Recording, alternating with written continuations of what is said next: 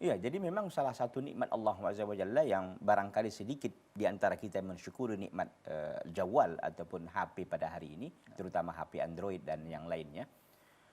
Ini memberikan banyak manfaat kepada kaum muslimin, kaum muslimat begitu. Banyak aplikasi-aplikasi yang bisa digunakan melalui HP ini tadi.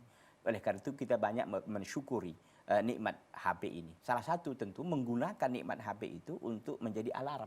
Nah, Yang selama ini mungkin sebelum ada HP ini kita nggak bisa tahajud karena selalu kebablasan. Ya sekarang ini ada alarm ya, yang barangkali ya mudah untuk kita bisa lakukan begitu. Jadi kalau tadi tahajudnya karena alarm dan ini adalah sesuatu yang baik ya. Baik. Sesuatu yang baik artinya bahwa dia menjaga qiyamul lailnya dengan cara begini. Ini bagus sekali ya. Apalagi memang terkadang kita karena masih banyaknya ya dosa dan mungkin belum terbiasa begitu, terkadang sulit untuk bangun tanpa dengan alarm ini. Baik, Jadi ini baik. sesuatu yang baik dan perlu kita syukuri, dan ini salah satu cara ya mensyukuri nikmat HP ini dengan Baik, cara baik. begitu, menggunakannya sebagai alarm. Alarm. Ah, begitu untuk membangunkan kita sholat malam. Baik.